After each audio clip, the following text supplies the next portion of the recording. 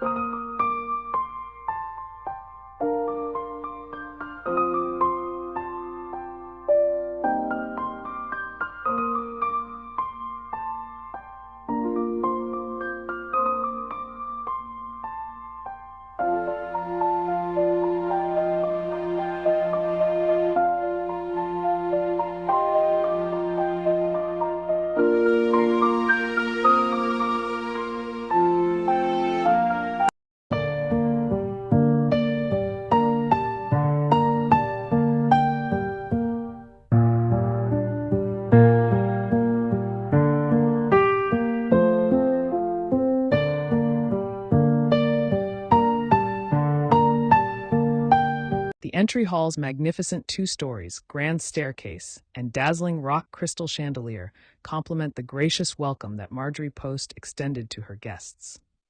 Footmen, stationed in the room where William Adolphe Bouguereau's 1883 allegorical painting Night hangs, took the overcoats of male visitors. Female guests were attended to in the powder room, just beyond the stairs.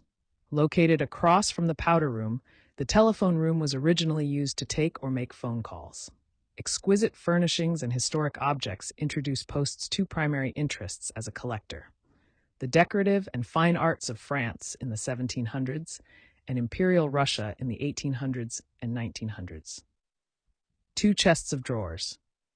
2 luxurious commodes, chests of drawers, flank the library doors. These pieces accommodated, hence the term commode, items commonly found in aristocratic homes. They are decorated with floral and pastoral images created in marquetry, a technique involving extraordinary artisanship in which tiny bits of wood are meticulously cut and inlaid. The maker was the German-born Jean-Henri Riesener, official cabinet maker to the French royals Louis XVI and Marie Antoinette.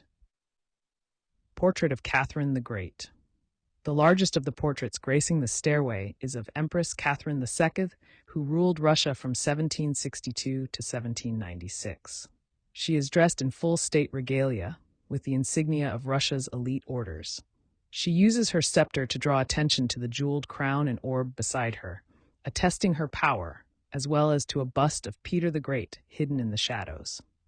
Peter, who reigned from 1682 to 1725, and Catherine are both credited with westernizing and modernizing Russia. Russian porcelain room. Anticipating the day when Hillwood would open as a public museum, Marjorie Post had built-in, lighted display cases installed in almost every first-floor room during renovations prior to her taking up residence in the mansion. The cases here and in the French porcelain room have pull-out drawers with information about their contents. While no longer in use today, the drawers reveal Post's dedication to educating her guests. She frequently invited high school and college students to visit Hillwood to learn about her collection. The displays inside these cases are a captivating assortment of Russian porcelain and glass. Above hangs an array of large dishes used in the Russian tradition of offering bread and salt to one's visitors. The order services.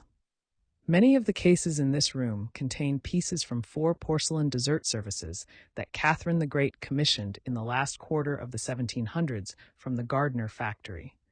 They are distinguished by the stars, badges, and ribbons from the insignia of Russia's most elite orders, the exclusive societies of individuals recognized for exceptional government or military service. Catherine and her successors used the services of Saint Andrew, Saint George, Saint Vladimir, and Saint Alexander Nevsky to honor the members of these imperial orders at yearly dinners, which were among the most important occasions at court. French drawing room. Marjorie Post greeted guests here, and this room is also where she hosted many receptions. In nice weather, the curtained double doors would be opened to allow the gathering to spill out into the French parterre. The painted and gilt wood paneling and mantel are from Parisian homes built in the late 1700s. In concert with the room's French tapestries, furniture, gold boxes, and Sèvres porcelain, they evoke the splendor of French aristocratic life of the 1700s. Post began acquiring these French furnishings and objects in the 1920s to decorate her New York City apartment in the French style fashionable at the time.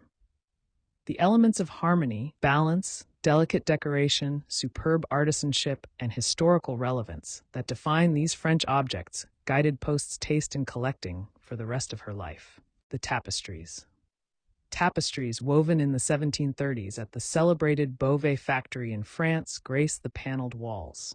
The largest of the 3, across from the room's entrance, depicts festivities at an Italian country fair. Such scenes, with idealized peasants and elegant courtiers, convey the light-hearted spirit and pastimes of aristocratic Europeans in the 1700s. Roll-top desk. Between the windows stands a roll-top desk crafted by the renowned German father and son team of Abraham and David Roentgen. On the front of the desk, the elaborate mother-of-pearl monogram surmounted by a crown contains the letters M.A. Long speculated to be the initials of Marie Antoinette, the monogram is now believed to be that of Maria Antonia, Princess of Bavaria and the Electress of Saxony. Both areas are part of today's Germany. Maria Antonia was an accomplished composer and patron of the arts, and the musical instruments and other motifs crafted of various woods reflect her artistic interests and pursuits. Portrait of the Duchess of Parma and her daughter, Isabel.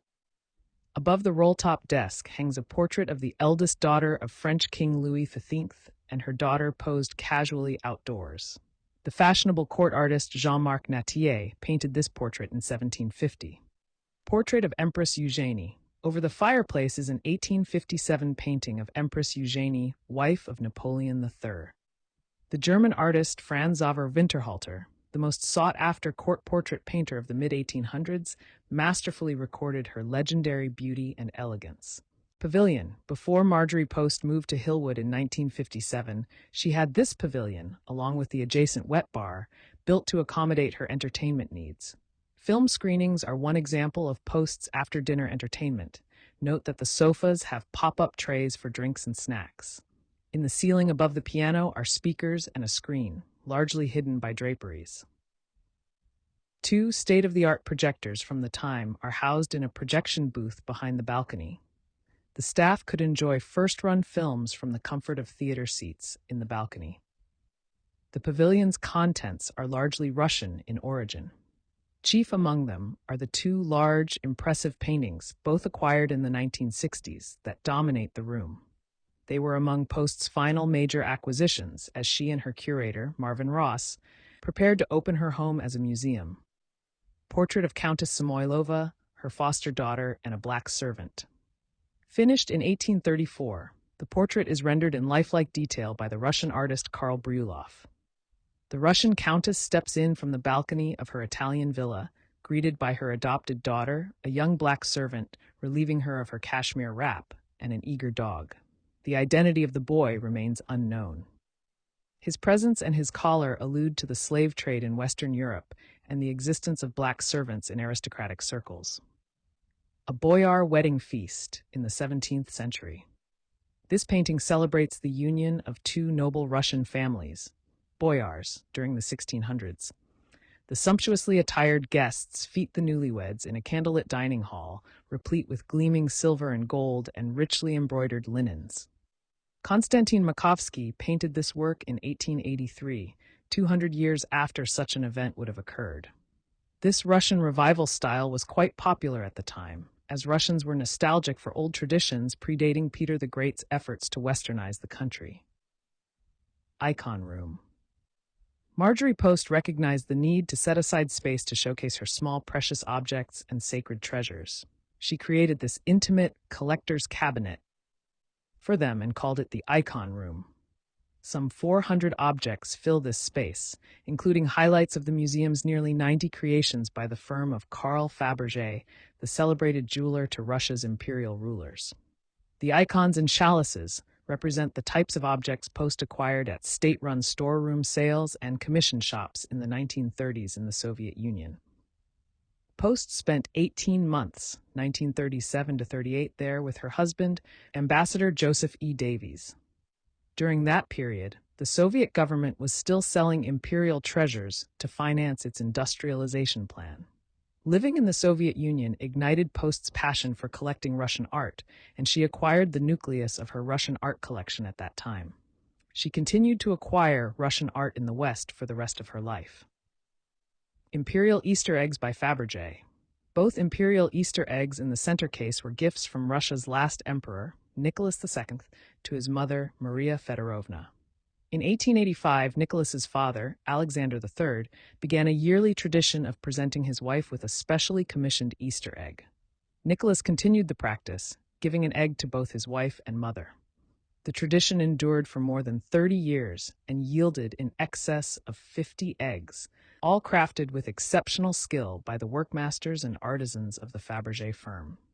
The 1896 midnight blue enameled 12 monogram Easter egg is decorated with the diamond-studded Cyrillic initials of Alexander III and his wife, Maria Fedorovna. The 1914 pink-enameled Catherine the Great Easter egg was so named because of the marvelous surprise it once contained: a miniature figure of the Empress seated in a wind-up sedan chair carried by two servants. This surprise, revealed by opening the top of the egg, unfortunately was separated from the egg at some point before it entered Post's collection. First floor library. This room was a cozy place for Marjorie Post to gather with family and friends. The pine paneling and marble mantelpiece, both dating to the 1700s, evoke the comfortable atmosphere of a British country home. Personal touches abound. A portrait of Post's father, C.W. Post, hangs over the fireplace, while a portrait of her mother, Ella Merriweather Post, hangs opposite. The canopied French miniature bed is featured in a nearby photograph with Post's beloved schnauzer Scampy seated on it. On a table is a model of her yacht, Sea Cloud, which she leased to the U.S. Navy during World War II. Frank O. Salisbury painted the 1934 portrait of Post in an elegant ivory satin evening gown with a red velvet and fur drape. Dining room. Marjorie Post orchestrated this splendid dining space for formal dinners and parties. The oak paneling, recovered from a Parisian home of the early 1700s and featuring billowing scrolls and graceful birds, elegantly frames the spacious room. Formal dinners required footmen to serve each guest and different waiters for wine, meat, vegetables, and bread. On these occasions, Post and her staff planned extensively to ensure that the guests had no inkling of the effort involved. Post set the table for elaborate gatherings with her French, Russian, and other exquisite services. The splendor of these events is recalled today in the changing tableware and floral arrangements here and in the adjoining breakfast room. Dining table leaf. Marjorie Post commissioned the table for Mar-a-Lago, her home in Palm Beach, Florida, and requested in her will that it be brought to Hillwood. A table leaf in front of the window affords a close-up view of its artisanship. Breakfast room. This charming space off the stately dining room was where Marjorie Post had less formal lunches and dinners. The table was set for 4 at all times, even if she dined with her secretary, with 2 guests, or alone. The bronze metalwork lining the room was repurposed from Post's 1920s apartment in New York City. The Russian gilt bronze and green glass chandelier from the late 1700s comes from the Catherine Palace at Tsarskoye Selo, one of the imperial estates outside St. Petersburg. The floral displays in the window make it difficult to tell where the garden ends and the room begins, an interaction of indoor and outdoor spaces notable throughout Hillwood. Today, as in the dining room, floral arrangements and place settings are changed several times each year. Pantry. While many rooms at Hillwood are reminiscent of historical European styles, the pantry and adjacent kitchen, remodeled by Marjorie Post, reflect typical mid-century American design and feature state-of-the-art appliances from the 1950s. This pantry, equipped with a clock, calendar, corkboard, chalkboard, and telephones, was the nerve center for the household staff. Next to the refrigerator is a dumbwaiter, a small elevator used to bring porcelain and glass from basement storage. Silver was stored in the walk-in safe. A food-warming cabinet sits near the kitchen door. Cupboards display pieces from some of the services used on a regular basis. Kitchen. The stack-hold freezer and refrigerators, along with the industrial stove, double sinks, and multiple appliances, fill this staging area for luxurious entertaining. The only thing missing is a dishwasher because all the tableware was hand-washed. This is just one example of the extraordinary effort put into the dinner parties and festive garden teas that Marjorie Post hosted over the course of a year. Staff dining room. Ever mindful of the well-being of her staff, Marjorie Post took great care to provide comfortable accommodations for them. Near the kitchen is the room where staff relaxed and enjoyed morning coffee, hot bun breaks, and 3 meals a day prepared for them by Hillwood's cooks. Enjoy exploring the displays, which give a sense of life and work at Hillwood, Camp Topridge, and Mar-a-Lago. An organizational chart details the people required to maintain the gracious style of living that Post enjoyed at all of her residences. French porcelain room. The French porcelain room attests to Marjorie Post's enthusiasm for her porcelain collection, which, to the surprise and delight of her guests, she used at her dinners and other parties. The pieces around this room come from France's famed Sèvres Royal Porcelain Factory and reflect the variety of items produced there during the mid to late 1700s. Case of Bleu Céleste. The largest case in this room is filled with Sèvres' famed Bleu Céleste, heavenly blue, wares. These pieces, from a variety of services made for the French and other European princely courts, typify the ornate and fanciful style favored by the aristocracy of Europe in the 1700s. The plates with the gilt monogram LPR, painted in the center, and the small ice cups with bird decorations come from a lavish dessert service commissioned by Cardinal Prince Louis de Rohan, a French ambassador to Vienna in the late 1700s. Benjamin Franklin cup and saucer. To the left of the dining room entrance is a dark blue cup with a portrait bust of Benjamin Franklin and a saucer made around 1779. Franklin, an American envoy to the French court, was considered the personification of liberty, and his likeness appeared on all kinds of media, including these Sèvres pieces. Second floor hall. The stairway, accented with standing clock and a Russian vase of blue and clear glass, provides a gracious passage between the mansion's public and private areas. It also offers a close-up view of the French-made rock crystal chandelier. At the top of the stairs sits a case of English painted enamels, popular accessories among wealthy Europeans in the 1700s. Russian porcelain made by imperial and privately owned factories is displayed throughout the open balcony area. Snooze room. The doorway at the top of the stairs opens onto the snooze room. Furnished with a daybed and connected to the English bedroom by a passageway, this room provided the perfect space for a midday nap, followed by freshening up in the neighboring half-bath. English bedroom suite. This bedroom, with its attached closets and bathroom, served as a guest room. The bed and chest on chest were made in England in the 1800s. British sailors of that period hand-stitched the needlework pictures, called sailors' wools, which served as souvenirs from voyages. Second floor gallery. What had once been staff quarters is now a gallery exploring the history of Hillwood's collection.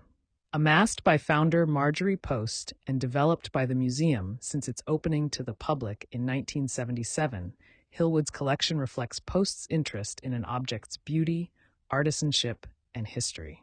This gallery explores how Post built a distinguished collection that alludes to her extraordinary life as a business executive, engaged citizen, and generous philanthropist. This gallery provides an opportunity to explore in detail some of the finest examples of art in the collection. Textiles rotate twice a year to highlight new pieces and for purposes of conservation. Additionally, a portion of the gallery dedicated to recent research, acquisitions, and loans is subject to occasional change. Second floor library. This library offered a cozy alternative to the formality of the rooms downstairs.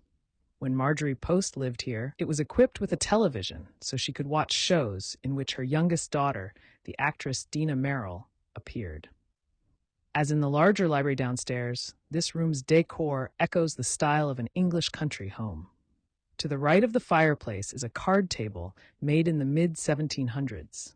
Sir Oswald Burley's 1925 portrait of Eleanor, Post's second daughter, in a riding costume, presides at one side of the room, while Frank O. Salisbury's portrait of Post in the 1940s hangs at the opposite end. The windows in the adjoining passageway provide a grand view of the lunar lawn and beyond to the wooded valley of Rock Creek Park. The Washington Monument, just visible above the treetops, is less than 5 miles away. Adam Bedroom Suite. This guest bedroom, with its adjacent walk-in closet and dressing room, is named for the English style first popularized by the designers Robert and James Adam in the 1700s. The Adam brothers were celebrated for their use of pastel tones and classically inspired decoration, echoed here in the fabrics, carpet, ceiling, and Wedgwood ceramics. In the 1946 portrait by Franco Salisbury, above the fireplace, Marjorie Post wears a magnificent Cartier sapphire, diamond, and platinum necklace, now part of Hillwood's jewelry collection. Marjorie Post's Bedroom Suite. On the approach to Marjorie Post's bedroom suite, several notable paintings come into view.